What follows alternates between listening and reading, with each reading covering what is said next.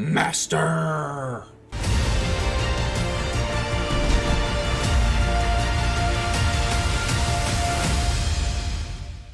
Ladies and gentle mages, civilians across the multiverse, welcome back to another episode with ManaMan, and today we've got Master of Puppets.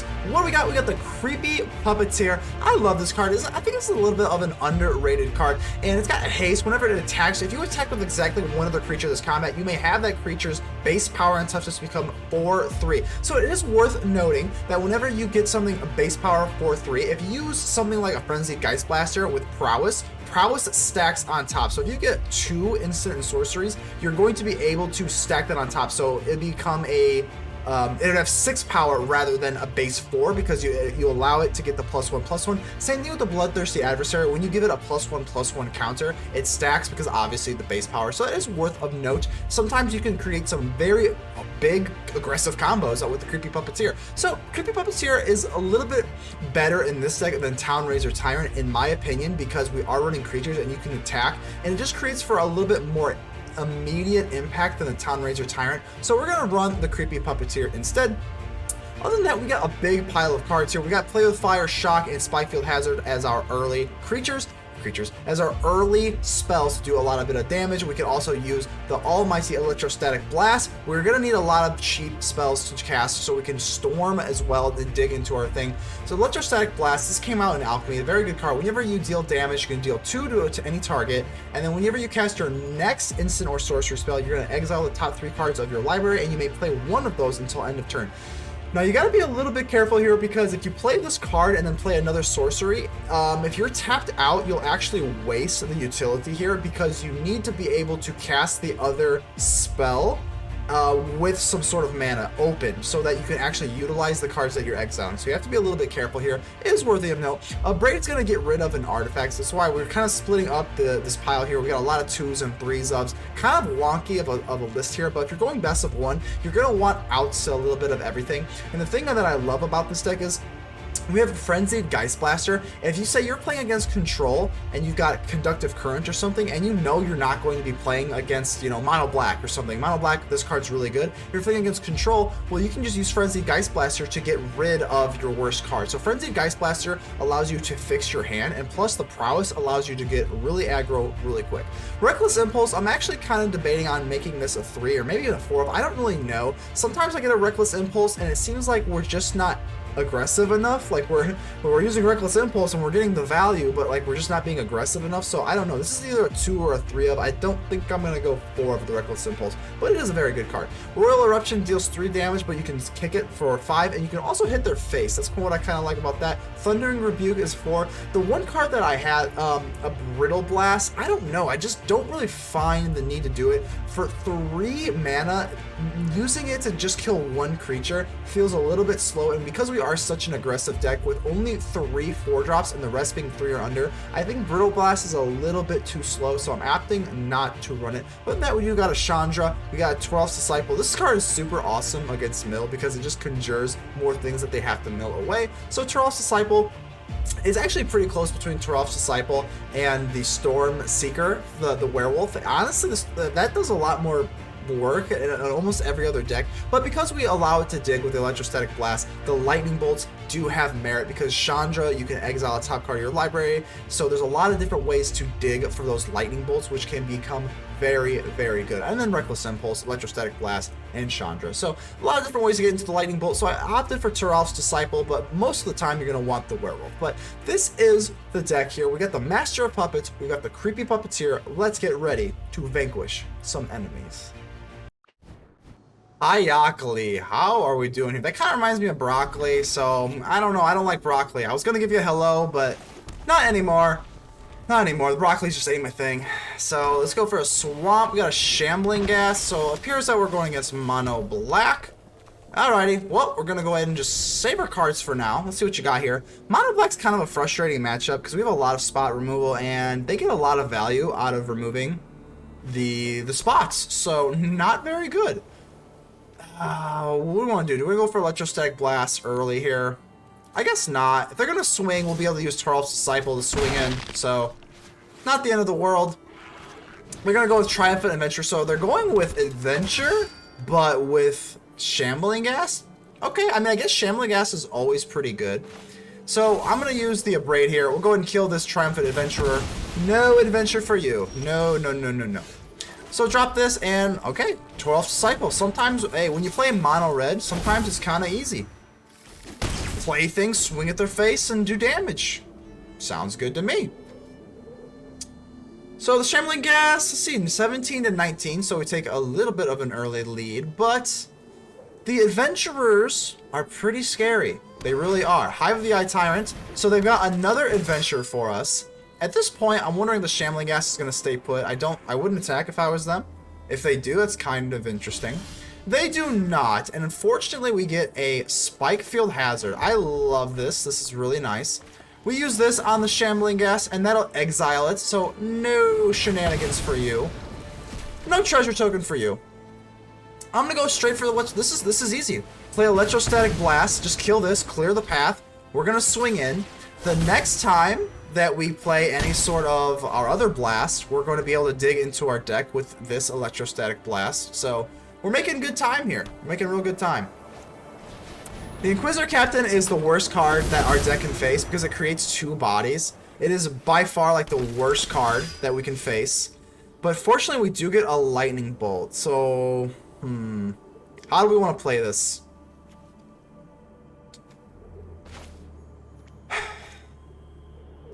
I don't really want to trade this, so I'm going to go Lightning Bolt on the Inquisitor Captain. And we're going to use Electrostatic Blast.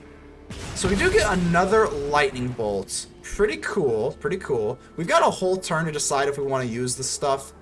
Which, the Thundering Rebuke does look a little bit tasty right now. So, yeah, let's go for Thundering Rebuke. Let's just clear the path. I know that we can swing in scot-free, but whatever.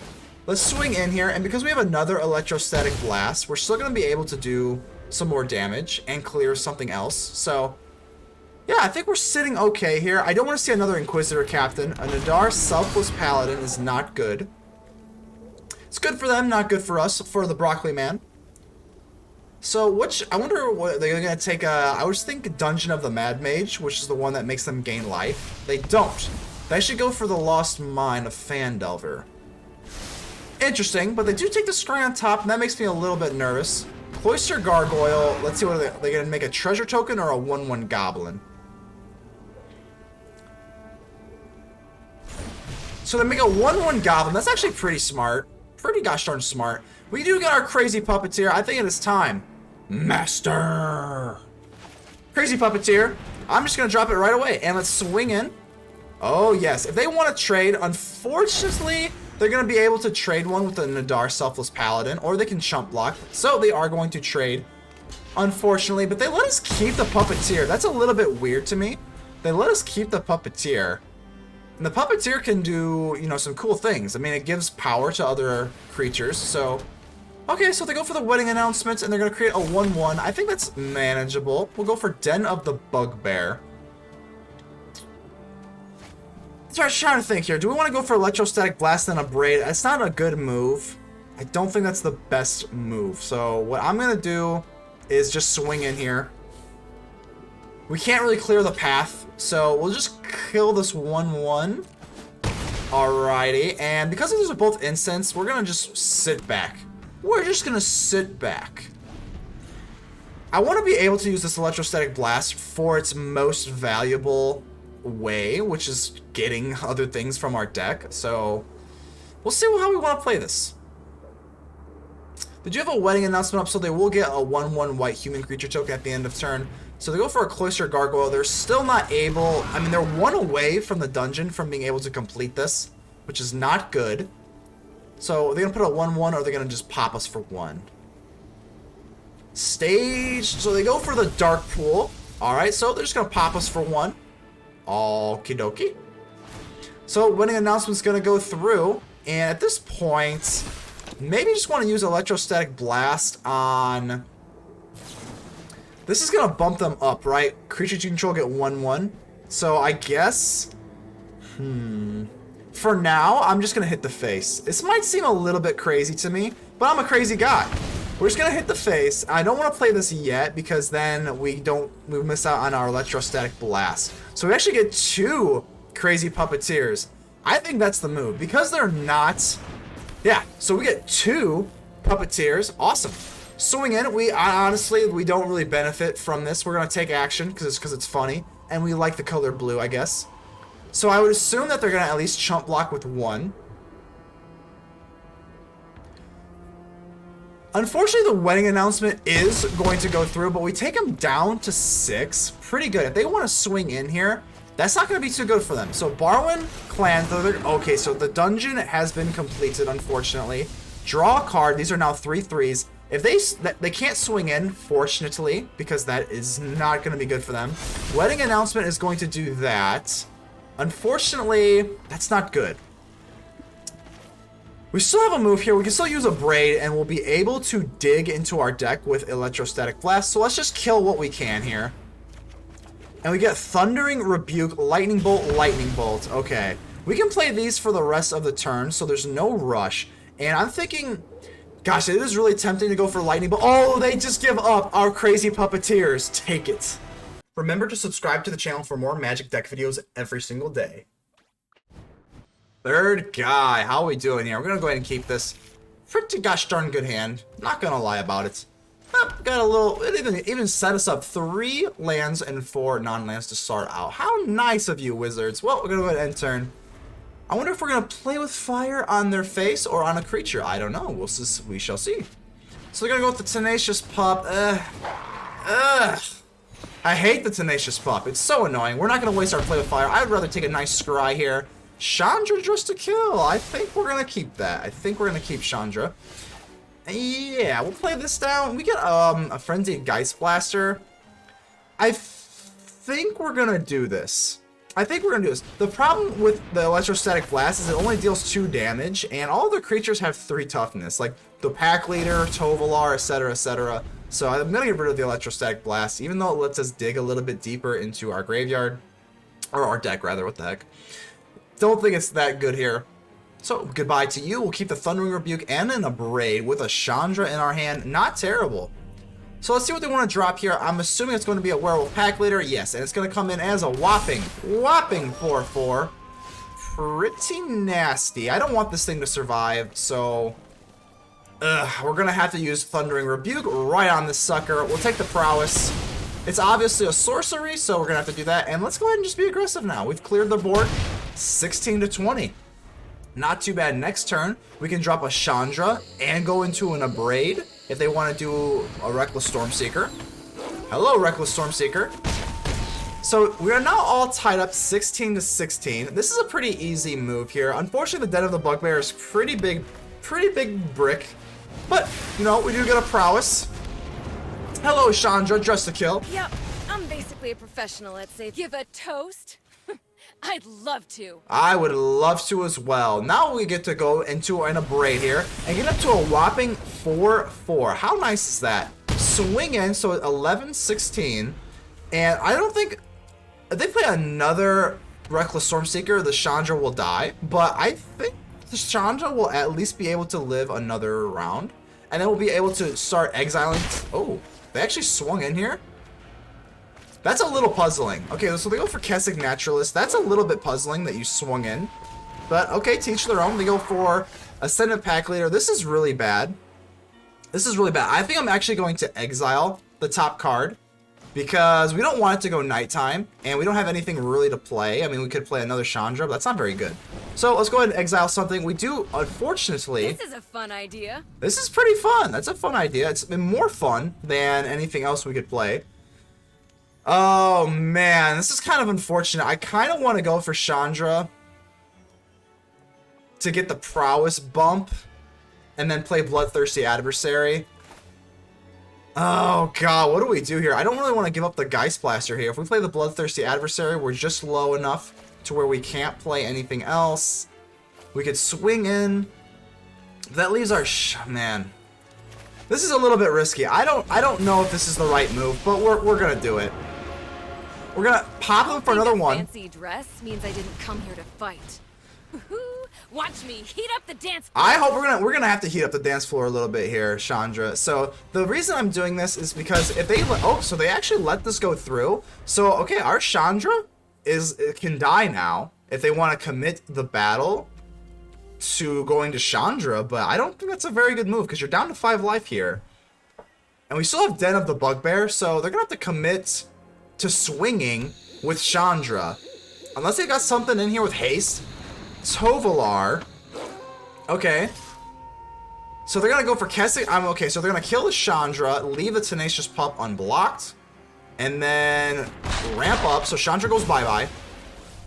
Just when I was having a good time. Just when you're having a good time, huh? We have a Frenzied Geistblaster here. The Frenzied Geistblaster is an absolute brick.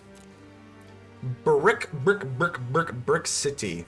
So, I think we're just gonna... Oh god, it's gonna go nighttime either way next turn, so I'm not too worried about that. I think we're just gonna have to go Den of the Bugbear and swing in. It's not pretty at all. Good lord, is that not pretty. But we don't really have any other choices.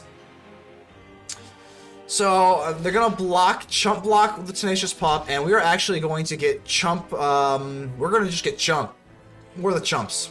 I don't know how else to express that. But we do take them down to 2, and I think that's probably the best move here. So, it does go nighttime. I don't think they can swing in for lethal, so that's 8 or 6, plus that's 11. If they get a Storm Charge Seeker, that is, so Den of the Bugbear is another 3. I think we'll be good for... Yeah, 8, 11, 14. So we'll survive by 1 live here, which is kind of hilarious. If they don't have anything else with haste. So they're going to swing in. They're going to be able to draw a lot of cards here, unfortunately. So Senate Pack Leader is going to bop us. They draw a card. This is actually a lot more preferable than going down to 1 life here. Because I'm going to tell you what, we're going to draw a card, no matter what that card is. If it doesn't help us, we're going to be able to use Frenzied Geistblaster to get rid of the card. And it's a shock anyway, but even if it wasn't a shock, we could use Frenzied Geistblaster to get rid of it, and then just get another sorcery, or instant, that could help us. But we don't have to worry about that. This is a shock, and unless I'm maybe an Inscription of Abundance, no, that's going to be it. Good game. LMP, how are we doing here? 2, 3, 4. I'm gonna go ahead and keep this. Den of the Bugbear, pretty good hand here. The Conductive Current can be an absolute dead card, but what I like about it is when you have a Frenzied Geistblaster, you can go ahead and get rid of it. But we don't have a Frenzied Geistblaster, so we'll make do with what we got. And they go for red. I'm assuming what, maybe dragons? Okay, well if we're going against dragons, not very strong here. So I guess we'll go with, yeah, we'll keep that. That's fine, I suppose. We'll drop this, go for a Bloodthirsty Adversary. Yep, swing on in. And see, maybe now we'll get a little bit better of a guess of what we're going against. So we got blue and red. Oh, so we're going against Mill. Fortunately, we have a really good matchup against Mill because Toralf's Disciple conjures 4 lightning bolts every time we attack. So it's some extra things that they're going to have to mill out. So Toralf's Disciple is a nightmare card versus Mill. Very bad for our opponent, very good for us. So yeah, they're going to have to get rid of this Toralf's Disciple immediately. They spent a lot of mana to do that. So let's just go for Reckless Impulse. Let's see what we can dig out of our deck here. And absolutely terrible, I can't even lie. That was actually really bad. I'm going to play this for the land because we don't have a whole lot of land going on. So 9 to 20. Fortunately, we'll be able to play another Reckless Impulse. The Electrostatic Blast is cool, but it's a little not the best here. So we get our Crazy Puppeteer, and that is going to be really awesome. Obviously, we're going to play it. They might have a counter, but if not, the Crazy Puppeteer is going to apply massive pressure to our opponent. So not the greatest here. We take him down to 7, and we actually lose our value with the Reckless Impulse. So not a big deal because we do have an Electrostatic Blast. And we'll be able to dig into our deck a little bit deeper that way. Hopefully they don't have another Divide by 0, but we do have a Crazy Puppeteer. We're gonna drop the Crazy Puppeteer, and we're gonna, if we can get this to go through, which is not looking good. So Demon Bolt, unfortunately, they know that the Puppeteer is coming for their head. They get rid of our lovely Puppeteer. Whatever, not a big deal. Galvanic Iteration. What, they're going to go Tasha's Hideous Laughter. So this is going to be a lot of mill power. I don't even know. Technically, is it even mill? Because they're just exiling the top of our library. So I don't know if it's even considered mill. Nevertheless, is it, we can deal 2 here, 2 here. Is this better than using Den of the Bugbear? I actually don't think so. I guess we get to dig from like maybe a land or something, so yeah, sure. It's the same difference. I guess they could play also like a blocker of some sort. So we'll go ahead and swing in here. Down to 1 they go, and we've got 12 cards in our hand. If they can't use Galvanic Iteration with another Tasha's Hideous Laughter, we should be good. But if not, they've got 1 life. They're going for Tasha's Hideous Laughter, and we have no. We just said that we had a good matchup, and we lose. Oh my gosh. All right, here. Let's see what we got going on here. Not the best hand, not the worst hand. We'll go ahead and keep that. Whenever you got to play with fire, it's always pretty nice. I'm glad to see any deck that isn't Clerics, because Clerics absolutely just moss this deck. It is absolutely atrocious how bad Clerics just ruin this deck's life. So, I don't know, maybe we should take a more mono-red approach into Standard? I don't know. Either way, the iTwitch is going to go through. Kind of sucks, but if we use the Play with Fire, we lose that trade really bad. So we're just going to Play with Fire on the face. Yep, take him down to 18. We get a Reckless Impulse. I think Reckless Impulse... not really the best card we want to typically draw that a little bit later in life, but whatever. We'll go for our Bloodthirsty Adversary. Let's just start like racking down the pressure. We're aggro, we're fire, we're here for the fire. So swing in and we should make it 16 to 19. Let's see what they want to do. They want to go for an Infernal Grasp. So we do make it 16 to 19, but just in the wrong way because our Bloodthirsty Adversary goes away. And are they going to pass turn? They are going to pass turn. Pretty interesting. Okay, we're going to play our Chandra, Dressed to Kill. Come out to play, Chandra. Popped it for 1. I hope you like your hors d'oeuvres extra crispy. So, Let's bring things up to a simmer. Let's bring things up to a simmer. Chandra, you just never get old. You know, I'll tell you that right now. So, they're going to use Deadly Dispute. Okay, no big deal. There's a decent chance this Chandra can live. So, Environmental Sciences, they could always go for what, like Necrotic Fumes, but they don't. Pretty cool. So another Swamp. I don't know if they're going to go for Environmental Sciences and increase their life total. I don't know, but this Chandra is going to do some work if they can't get rid of it immediately. So they just go for a Fell Stinger, and the Fell Stinger is actually not that great. Wow, I did not see that coming. They're actually going to sacrifice itself. I didn't see that coming. I mean, now they're down to 13. Yeah, they got a lot of cards in their hand, but gosh darn. And they leave themselves wide open. Wow, look at that. Look at that. I'm not even sure what we want to do. We can go ahead and pop them for 1 here and then just use Bloodthirsty Adversary, play with fire. I think we are. We're just going to... There's nothing fancy here. We're going to pop them for 1. We're going to use Bloodthirsty Adversary. Heat up the dance floor. We are heating up the dance floor for sure. Auto pay. We're going to use Play with Fire. That will pop them for an extra 1 damage. Done with the mountains. We want something a little bit more juicy. And this is a 3/3 with haste. So we're going to take them down to 7 here. I mean, good lord, that is a power move. Very aggressive deck here. Let's see what you got here. I mean, you can always go for Blood on the Snow. Are they going to destroy the... They are going to destroy the Planeswalkers. Oh, why? I know, I agree. Why? It's kind of annoying. Fortunately, I think we're still in luck here. Because we're going to have a Roil Eruption. Yeah, we're going to have a Roil Eruption, which will be able to kill this Fell Stinger. And we can have a Frenzied Geistblaster. So let's just go ahead and do this. They are tapped out, fortunately. And I'm going to go for the Reckless Impulse now. We haven't had a land drop yet, so... Okay, so no land drop, unfortunately. We'll go ahead and play that. Swinging down to 4, and we've got an Electrostatic Blast and a Toralf's Disciple. So they're sitting pretty thin here. They can gain life with the Environmental Sciences, but, you know, they only have... I'm assuming 6. I'm assuming at least one of this is a land.